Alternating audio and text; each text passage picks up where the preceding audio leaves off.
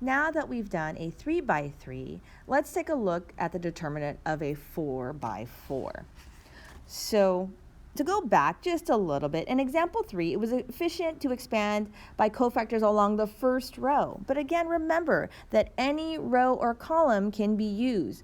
When expanding cofactors, you do not need to find cofactors of 0 entries because 0 times its cofactor is 0, right? So, if there's a 0 in there, it's nice because that's less work you have to do. So the row or column containing the most zeros, so again, row or column, is usually the best choice for expansion by cofactors. So this is demonstrated in the next example. So looking at this example here, let's find the column or row with the least zeros. So hopefully you found it. It is this column here. We're wanting to use this one. So let's write that out. We want to find the determinant and the determinant of A, and we're going to use the third column. So remember how to label this. This is A13 times C13 plus A, this is second row, third column, C13 plus A third row, third column times a cofactor of that third row, third column plus A times a fourth row, third column times a cofactor of the fourth row and the third column. So notice when we plug this in, we plug in 3 for A13, so that's 3 times the cofactor of 13 plus, this is A23 is 0, times that cofactor, plus another 0 times that cofactor, oh, that should be a 2, and then plus another 0 plus that cofactor.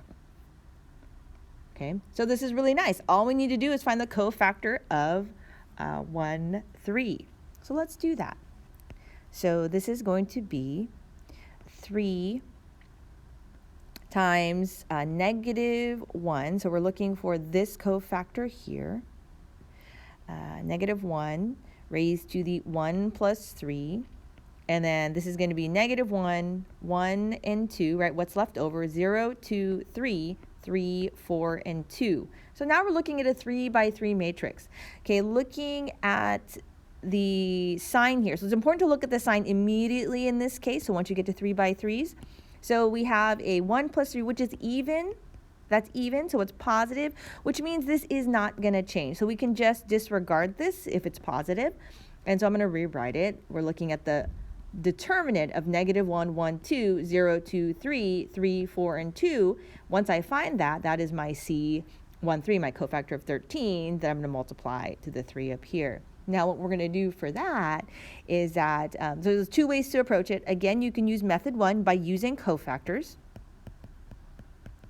or method 2 by doing the diagonal method. Okay, so it's up to you however you want to do that. So method 1.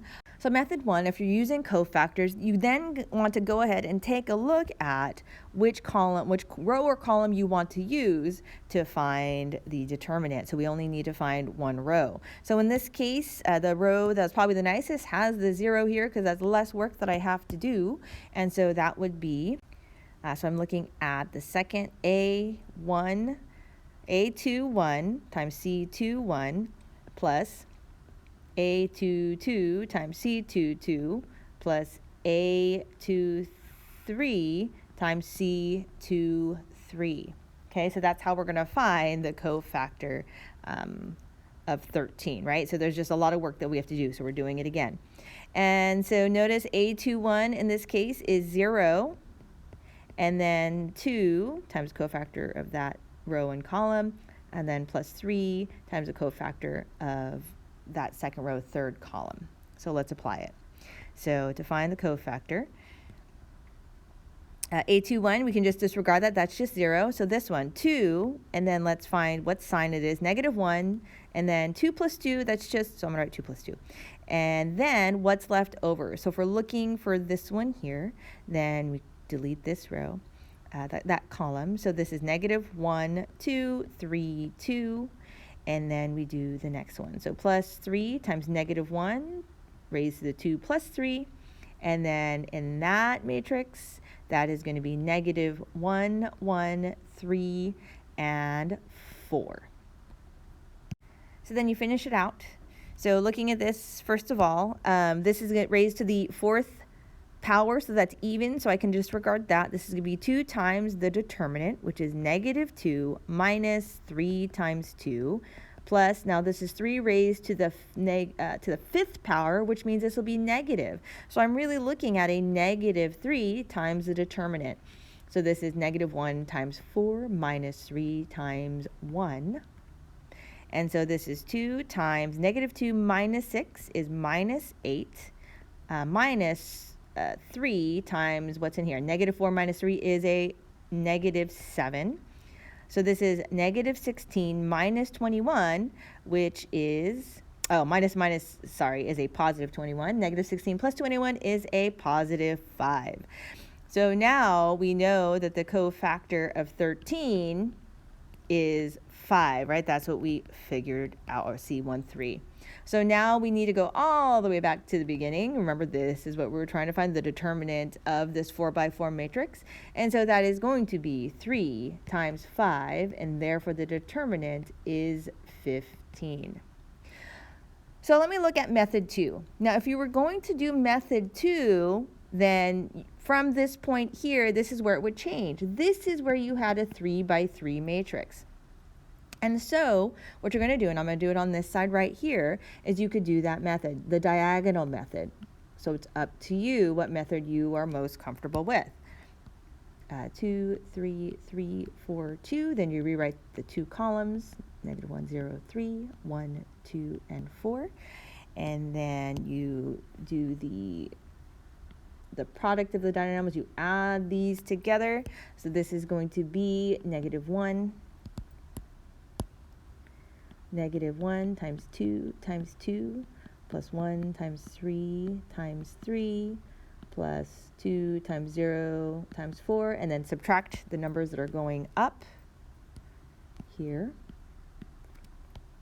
And so that will be minus 3 times 2 times 2 minus 4 times 3 times negative 1 minus 2 times 0 times 1. And then for me, I like canceling out the zeros just so I don't accidentally add them. And you get negative 4 plus 9, and then minus 12 plus 12. And so notice what you're left with is 5. So you know that that is C13. And then, so then it's 3 times a C13, because that's all we needed, because these are all zeros, right? If you need to solve, and actually the next problem you have to solve for another one. Then you add them all together. So this is 3 times 5, and the determinant of the 4x4 matrix is 15. Now here is an example for you to try. Find the determinant of A. Just as a hint, well, look at what would be the best row or column. And so I'm hoping that you're choosing this one, because that's the work that I did for it. That is the one with the least, right? There's 2 zeros in there, so that one's really, really nice. So go ahead and try this out and see how it works for you.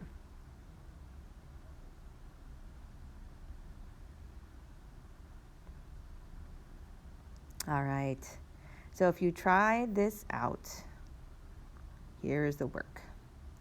Here is, let's try method 1. Okay, so using that third column, this is my work here. And so by using expansion by cofactors, right? So you find that C13 ends up being negative 152. And then you have to also find the cofactor of 23. Now the thing with the cofactor of 23, notice that it is negative. So what you do with that is you actually distribute the negative all the way through. Okay, so you're going to change that matrix. So just like in here, it stayed the same. Just like in the example we did earlier, that matrix stayed the same, so nothing happens. So if it's negative, then you must switch it all. So I guess that was having you think about that a little bit for this problem.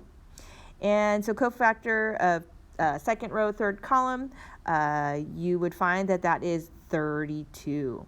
Then you substitute back all the way from the beginning from where you started, negative 4, and then cofactor 13 is negative 152, plus the 3 times the cofactor of 2, 3, and that is 32, and you would find that the determinant of this 4x4 matrix is 704. Now here is method 2. So once you find the 3 by 3 matrix, you just use that method here. So you had to do that for cofactor of 13. Do the same thing with cofactor of 23. Again, you have to distribute that negative all the way through in order to find the correct value, and so that should hopefully help you out. Okay, so here is the work, either method 1 or like I did on the left side, so method 1 on this side and method 2 on this side.